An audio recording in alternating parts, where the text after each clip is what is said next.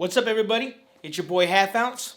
It's your boy Kicks, and welcome to another exciting episode of the Blocc Report. We're coming from a special location. We're actually at the Real American Cholo podcast. How's it going, Gil? It's going good, man. Nice to have you guys in the house, brother. What's up, man? Hey, thanks Thanks for having the block on American Cholo, brother. For sure, man. But where's the other half ounce, man? I thought you were full ounce, man. Just a half. Just a half, huh? Hey, you know, he used to be big ounce at one point. Se la fumó toda el güey. That's right, Well, brother. I appreciate you being here on the Blocc Report, boss. For those people out there and the viewers that don't know, let them know who you are, what you do, and where you're from. I'm from North Hollywood, here where we are today. I guess I'm a podcaster now. Somewhere along the ways, I've been doing this YouTube thing now for about 4 years. And I got a podcast named The American Cholo, where I kind of say we can talk from all the way from street politics all the way to the White House, homie. So we're trying to bring people knowledge and try to just make our people more knowledgeable on the world in general, man. That's right. I wanna ask you. You said you grew up in North Hollywood. What parts did you grow up in? I grew up about 4 blocks away from here on Tierra Street. I'm from North Hollywood, boys. Actually, though, I was born in Honduras. And a lot of people will say, like, what? This guy's not Mexican? Catracho. Catracho, homeboy. And I came here when I was 6, almost 7 years old. I came here in December of 1981. And I grew up Chicano. That's not I consider. I'm a Chicano, homie. Chicano is not, oh, you're not Mexican. It's a culture. Las muchas pinches veces, los mismos güeyes que dicen que no eres Chicano ni saben hablar español, los pendejos. So, very simple. Then I can say, no eres Mexicano, güey. And we go back to that argument, right? I grew up Chicano 100%, but I also know what it is to be Central American. I also know what it is to be American. I know what it is to be a gangbanger, right? So I came here in 81. By 84, 85, my mom was selling dope, homie. She was a coke dealer. I joined the gang of Hollywood Boys in 1989. I was 14 years old, and back in those days, that's just what it was out here. It was gangs running rampant. Mom was she wasn't a single lady at that time. She was my stepdad Cuco, rest in peace. I got killed over a drug deal in 91, and it through the 90s for me, and that's where the name American Cholo comes from. The 90s for me was just gangbang heaven, homie. I was going in and out of YA for many years. I did 6 years in YA for all gang charges, from busting on my enemies, busting on the cops, getting caught with Tech 9s, getting caught with other guns. They come raid my pad from my mom's. It was that whole fucking like crazy South Central movie scene. That was my life. In 99, I finally got out of YA for the 3rd time. And I said, I'm done, dude. I'm done with this shit. I moved in with my girl at the time. That was my wife. She had a son. Now it's my son. I've raised him. Anthony, I think, was like 7 or 8 years old. My daughter was about 6 or something years old, right? Or maybe a couple years older. And I came out, I'm 24 years old. I'm on parole for the 3rd time. And it's either I'm going to go back to the hood and keep doing what I'm doing and I'm going to lose my family, or I'm going to get a job and start doing it. So I started working construction. The homies rolled up. I mean, like, what's up, strangers? They knew what I was about. Let's do this. I was just how I'm kind of organizing here. I was the same way on the streets, right? And they thought I'm coming out of jail again. Let's get the hood going. But I'm like, nah, homie, I'm done, dude. Fuck you guys. But in a laughing way. And they were like, really, fool? I said, yeah, that's it, fool. Yeah. One of those guys moved out of town. He's in Washington. The other guy that came, he's doing 45 years to life. I still talk to him. And I see the reality of gangs all day long, brother. Like I said, I'm 4 blocks from my hood. I'll still go there every day. Or not every day, but when I go buy my beers, I'll pull up over there. Homies, hey, what's up? What's going on? What's going on, brother? Maybe I'll drink a beer with them. All right, fellas, I'm gone. They know I'm very accessible to them. But like I say, before I was that guy you call if you wanted a gun or you wanted some dope. Now I'm that guy you call if you want a job and you want some money to really make some money. That's what changes it. And now I can say, yeah, there's a few homies that I've actually gone off that life. And instead of being that older homie, that role model is, hey, homie, that pinta, and trying to brainwash these young kids. Nah, homie, that's low level, carnal. And I figured that out. It took me many years, and it hurts to say that. That's low level thinking, higher level thinking. Get a job, take care of your family. Have the chiste of America is this. When we start here, next generation should be here, next generation should be here. Right. But what's happened to us as Cali Max, we've plateaued, homie. We've only sat there and said, okay, well, I'm doing good. Fuck the next man. That's where we're wrong. We should say, I'm doing good. How can I help the next man step up? Each one teach one. Yeah, there you go, my man. Each one teach one. That's right.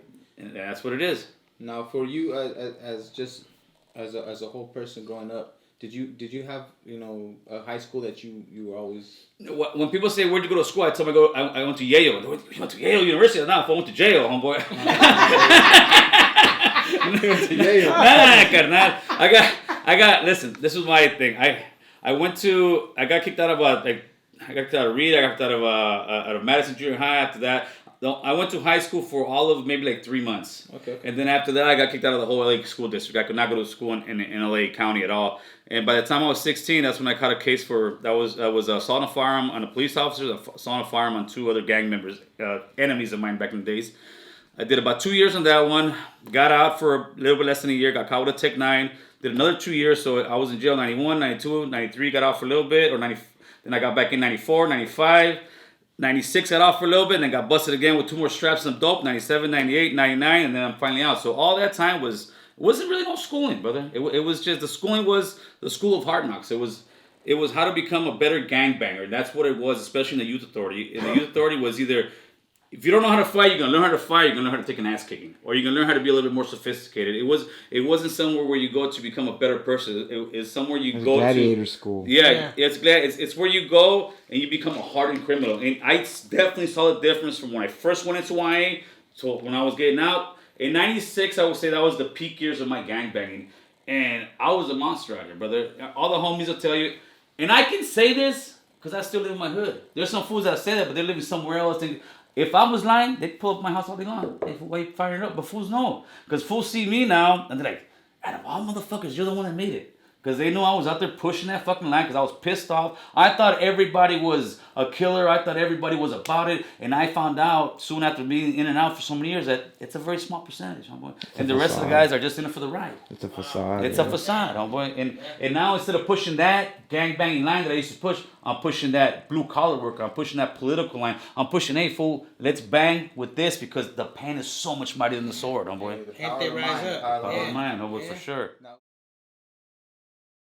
For those people out there that might not know, what does it take to have a podcast? It's dedication, brother. Dedication, patience, and I think what I listen. I learned from YouTube, right? And what most people said is if you're gonna start a podcast or any kind of video stuff, what you gotta do is you gotta tell everybody in your family, everybody at work, because if you're embarrassed to show it to your family, then you're gonna be more embarrassed to show it to other people. So that's pretty much what it is. Right. I actually see a lot of people. You get more love from strangers than you do family sometimes. So that's why I feel like sometimes you're like, That's the hater in us, fool. That's the hater in us, got The natural born hater. Listen, when I first started doing this, and it wasn't hate. It was just like you know how we bullshit one another. But some of my family were like, "What are you gonna do?" Like I said, "Dude, watch." I started the YouTube channel, right? It was just kind of anti-gang. The reason I kind of started it wasn't kind of. I guess it's called police brutality, man. The cops came, broke down my door. They had maybe 20 cop cars out here, the ghetto bird and everything. They thought I was this crime fucking syndicate guy. They saw my pad. I live a few blocks from my hood where I grew up at. I had some guys who did something and they thought I was involved, brother. So they came to my house hard instead of just knocking on my door and asking me a simple question. So that kind of jolted something in me because I was like, dude, I got handcuffed again. I hadn't been handcuffed in almost 20 years. And it just kind of jolted something in me like, nah, man, this is wrong. You guys want to know who I am? And I started the channel. And some of my family members were like, oh, you're crazy, dude. And I gave my wife, we're very private people. Before this, I had no Instagram. I had nothing, dude. Nobody knew who I was just here in the neighborhood, right? But eventually I started, but I gave myself goals. And the first goal was within 6 months, if I don't break 1,000 subscribers, I'm gone. And now 1,000 subscribers seems pretty easy because now you see more Chicano type podcasts. Back then there wasn't anything, right? But sure enough, the raza came in. We broke that 1,000. I think right now we're about to break 44,000, and I put a new number up there. I was gonna say, you have 40,000 subscribers. Is I'm correct, right? Yeah, that's a big milestone right there. Yeah, we're at 44, but I'm giving myself a goal of 100,000 by the end of the year. And if it doesn't happen, I'm pulling the plug. I'm going back to my regular private life. It's like I'm trying to awaken the raza. I'm trying to awaken the sleeping beast. It's not just about fame for me. It's not about money for me. To me, it's really wholeheartedly about getting the message to the community that we can do better as a whole, man. I'm trying to get everybody politically sophisticated. Yes, sir. And I definitely feel that that's what we need, for raza in general to be, politically correct and, sophisticated in general. Can you describe to us what being politically sophisticated means? First, to give people that are on the streets and don't know anything about politics in the real world, right? Politics in jail is something that we, unfortunately, I would say, as Raza know much about, right? Yeah. We know how the power is, how he who has political power in prison has political power in the jail system, right? Well, that's how it works out here in the real world where it's higher level. Where it comes to how much your light bill costs, where it comes to where the stop signs are put, where it comes to where the red lights are, where it comes to how much that chain costs, where it comes to how much that glass costs, everything is ran by politics and policies. So until we actually get politically awoke and politically sophisticated on who's making these laws and why they're making these laws, we're going to continue to play second fiddle to everybody else. And that's what we've been doing in America. In California, we're so deep, the mayor should be Raza in LA at all times. The governor should be Raza in California at all times. Do you really think that somebody, and people say, why are you making it racial, Gil? I'm not making it racial. You guys already made it racial. We're just trying to catch up to your guys' game. So right now, who has power in California is LGBTQ, BLM, the Democrats. But when it comes to us as Raza, and you'll hear me use the phrase CaliMac, right? CaliMac is an acronym for Central American, Latinos, Indigenous, Mexican American, Chicanos. Because the problem with us as CaliMacs is we find a reason to fight with one another. Hey, wait, you're the Mexico. Oh, you're the Sinaloa. Oh, you're the Michoacan. Oh, you're Central American. He's not this. We are all Raza. And as soon as we realize that and stop arguing over this small, petty stuff, we can actually step up and make some gains politically. And when we make these gains politically, you will see us more in Hollywood. You will see us more making laws. You will see America saying, oh shit, these guys are actually doing something. And I truly believe that America is afraid of that. But at the other side of that token, I truly believe that Raza, the CaliMacs are ready for that, man. What does unity mean to you? Unity is just that. Unity is putting the petty arguments to the side. Like the thing we're speaking about on the 21st, right? We're going to do that rally, Raza, unification. It's to show, to me, I'm doing it for a few reasons, right? But one of the main reasons is to show that we can come together. Because to sit there and just throw an emoji, Raza, unity, and you see it in every podcast, you see it in every artist, you see it with a rapper, singer, brown unity. Okay, well, what are we doing with this brown unity? Are we just doing it to get record sales? Are we just doing it to get Spotify views or podcast views? Or are we going to actually use this unity to get political power? To me, unity means political power, but first, put those little arguments to the side because we're bottom feeders right now. But it ain't no disrespect to none. As individuals, we're doing good. As individuals, you, all you guys as individuals, we're doing okay. But as a collective, we're bottom feeders. We're behind everybody. We're the deepest in California, but we got no political people or anybody really representing us. And it's a damn shame. And I'm tired of that. I'm hoping to awaken the people and say, hey, dude, yeah, what that guy's saying is fucking right. Because we all have at one time or another sat at the carne asada, had that conversation. We need somebody to speak for us. We need somebody to do it. Well, I'm stepping up to the plate. I'm throwing my hat in the ring and say, hey, fellas, if you like what I'm saying, we're not going to agree on everything. First of all, when do we ever agree on everything? We're not. But we can agree to disagree on the small stuff. But on the bigger things, which more money in our communities, actually having funding for our kids and after school program, actually getting wages that mean something to us. We feed America. I mean, as a whole. But a lot of times we see, oh, that guy's an immigrant. He's not me. No, you fucking dumbass. That's your grandfather. That's your uncle. When you see me speak and you don't know my face, don't look at me as a stranger. Look at me as your uncle. Look at me as your father. Look at me as your grandfather. But that mentor, not that fucking tecato that's telling you, hey, homie, it's about this. Look at me at that guy telling you, get a job, do good for your kids. Because later on in life, you're going to be like, damn, that fool was right, man. Now my kids are doing better. And that's what I'm trying to do with this, brother. Not just coming out of the blue. It's not racism. It's just noticing we're not getting our chance like everyone else. Everyone talks about being fair. Everyone talks about being equal. Where's or equal at? Equality, especially in, like, let's say, the Hollywood community, right? Yeah, it's a code word for black and white. It really is. They will sit there and say, equality, equality. You heard a lot of that in the BLM movement, right? Equality is a code word for black and white.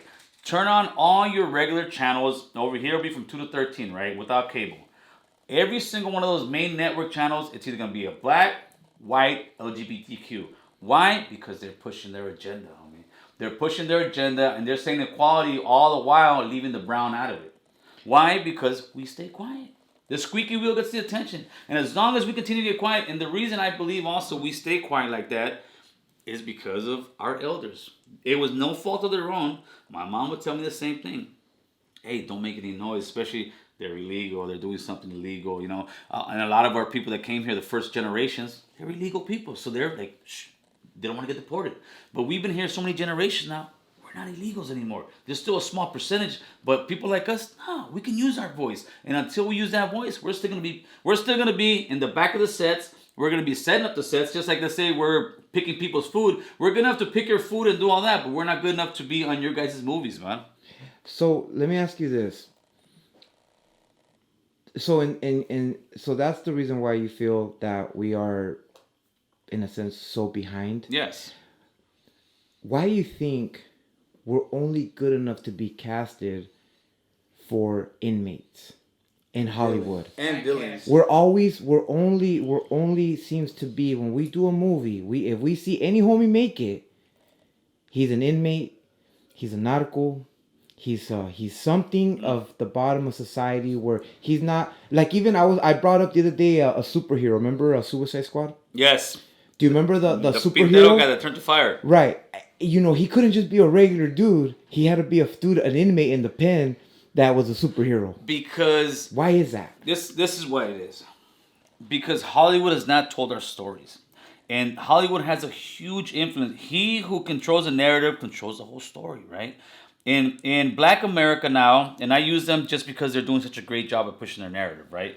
They have began to tell other stories about how they've struggled. They're showing how people have become attorneys, they're showing the stories of all the great stuff that they have done. We have been able to tell our story. So until we tell our story, people who don't know us, the narrative in Hollywood is, they like that. They're cholos, they're this. No, They man. enjoy it. They enjoy it. No. Yeah. And until, listen, I have a goal. Next year, I would love for thousands of us to be out at the Academy Awards. Not to sit there and love it, but to protest, to make noise. And before we get to the Academy Awards, try to get every single Cali Mac actor to say, I'm not going. Why? Because look at the brown representation. What brown representation? Exactly. There is no brown representation. We don't get any nominated for any awards because we're not in any movies. So what happens with the big guys like Mario Lopez, George Lopez, and they don't even, how come you don't feel they don't even reach back out? Like, you know what I'm saying? Because we don't put their feet to the fire. We don't call them out. I've had conversations with people that kind of know these guys, right? And this is what they tell me, some of the guys. Hey, Gil, you shouldn't really be calling them out because, you know, those are the only stars we have and we don't really have that many for you to be calling them out. And I tell them this, but if they're not doing anything for us, what are we going to lose? They're not speaking for us anyways. They're sitting there, they'll speak for BLM. So why are we putting money into their pockets, but when it comes time for them to speak for us, they don't? When it was time for BLM, every single actor from George Lopez to Mario Lopez to Danny Trejo to Emilio, they all remember Blackout Tuesday? All their Instagrams were blacked out, homeboy. Including the Mexican brands. Everybody, brother. Everybody. You do a Brown Out Tuesday. Pues no, we can't. And we, as the consumer, need to call these people out. No, brother, we love your stuff. We support you. But where is that support back to us? And until we actually call them out, it's just like Hollywood. It's going to be business as usual. We need to call out Hollywood. We need to call out our own people. We need to put their feet to the fire and say, hey, man, enough is enough. Sandra Bullock did more for Raza than fucking Yeah. George Lopez.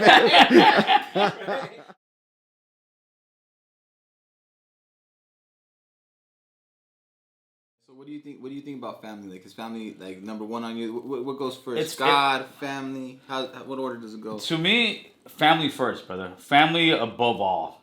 For many years, I thought family was the hood, and I actually put my family on the back burner, right? And that's probably one of my biggest regrets in life is not being there for my daughter when she was born, not being there when she took her first steps, not being there when she got her first teeth. I really didn't get into her life until she was about 7 or 8 years old because I put the hood above my family at all times.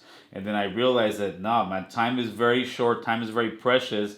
And we as parents are the ones that guide our children in the right direction. And if we're not there, we're absent from their lives, they're going to be missing something from their lives. And if you're not there, the streets will. And that's what happens all the time. So to me, it's about family. It's about being a mentor and being something that my kids can look up to, my grandkids can look up to, and something my whole family can say, yeah, I'm proud to call him my tío. I'm proud to call him my father. I'm proud to call him my husband because we are a reflection. Our kids are a reflection of us, man. So if we want to be seen in the right way, we got to live the right life, man. Honduras. most of the hoods, like, this is what a lot of people don't understand. Most of the notorious neighborhoods that you know, of course, is like 18th Street, MS, but a big part of LA that has SA gangs that are rough and tough is Pico Union area, right? The majority of those gangs are Central American people, but they grew up Chicano. Homeboy. Growing up Chicano is pretty much, you're not Mexican, you're not American, you're Chicano. Homeboy. You're the culture. And you're a culture, right. And it's the same thing. You're not Honduran, you're not American, you're Chicano. And there's some people even tell me, hey, Gil, no, we're not Chicano. You may not be. Some people, if you don't want to call yourself Chicano, there's Chicanos that will say, I'm not Chicano. And that's okay. That's what makes America great. If you got somebody like, what's his name? That used to be a Kardashian, man. Bruce Jenner? If you got Bruce Jenner, wants to call himself Caitlyn Jenner, homeboy. Right. Damn it, you want to call yourself Chicano? Call yourself Chicano. In other words, stop arguing over shit like that. Right. If you have a problem with me, call myself Chicano, then, it's fine. We don't have to be friends. But right. You got to respect what I feel. It's the same thing. But I think Chicano is just, it's a culture. It's interesting. It's interesting because a lot of people, a lot of the Chicano rappers that we've had a chance to chop it up with, they're kind of split on that topic, because they don't like to be labeled as Chicano rap. And some do, some don't. And it's an interesting one because they want to be recognized as just music, just a rapper. And I get that part. So it's weird because I'm proud to be Chicano. Right. But then you talk to them, they're proud to be Chicano, but don't label my music Chicano. It's you know what I'm saying? Well, what do you? I understand them completely, because once you put the Chicano rap label, it changes the whole narrative. Chicano rap, if you say that in any rapper industry, they're gonna hear garbage rap. Let's be honest, homeboy. Yeah. Not that all Chicano rap is garbage. I listen to them, obviously. But the majority of the Chicano rap, if it was a stock, it's a horrible stock, homeboy. It's a horrible stock. 90% of the shit coming out, you're not gonna sell it. Right. You're gonna bump it in the hood. But like I said, my homeboy Shorty, he gets over here, he gets fucked up, and he starts rapping. But if we had him on the radio, it's horrible. To us, we're just listening to it.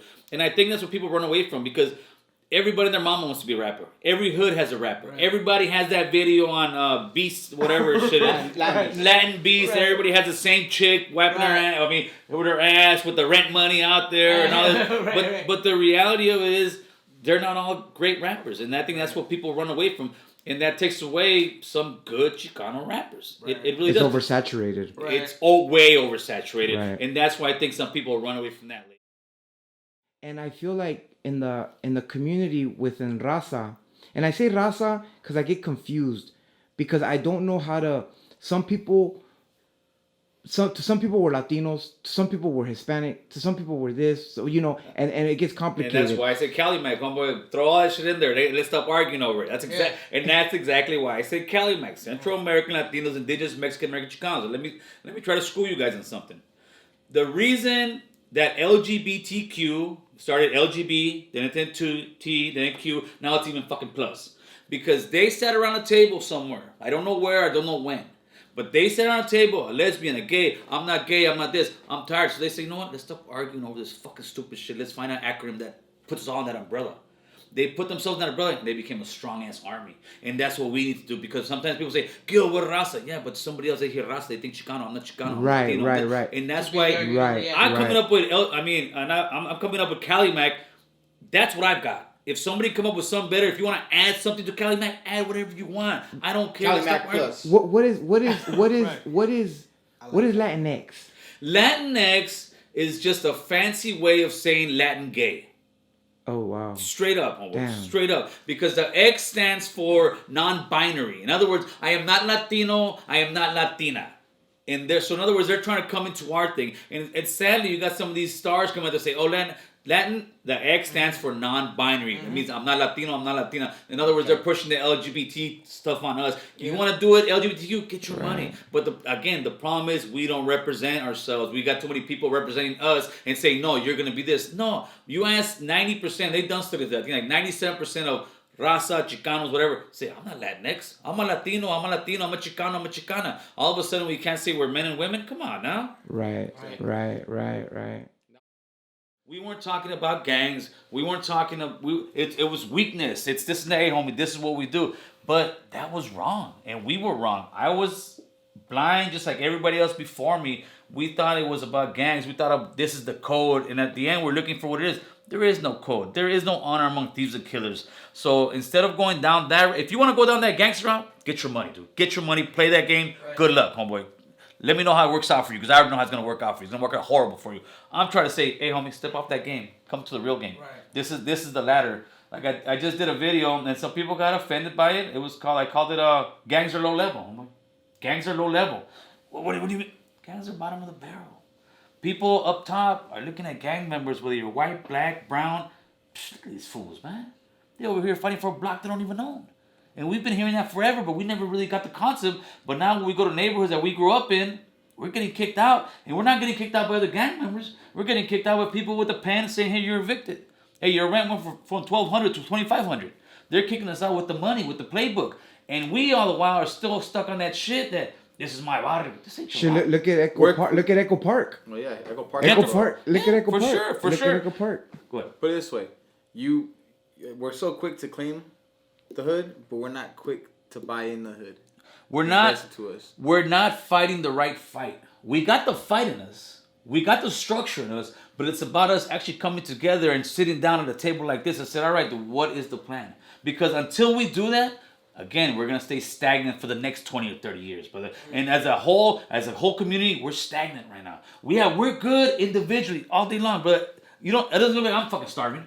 But the thing is, like I said, we need to sit there and remember where we came from. People say, yo, you forgot where you came from. Motherfucker, I grew up 4 blocks away. I'm still here in my hood. I could have left. I could have gone somewhere else and said, you know what? Fuck this place. And I know friends of mine or ex-friends of mine have done that. I know guys that live maybe 4 or 5 miles. I ain't seen them in 20 years, homie, because they don't want to come around the hood.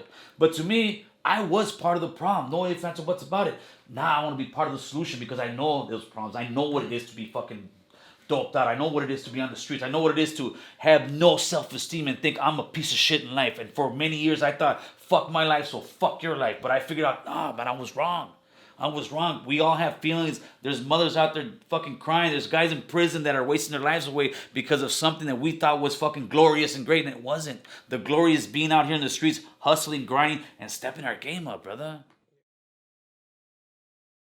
Why does the streets control our...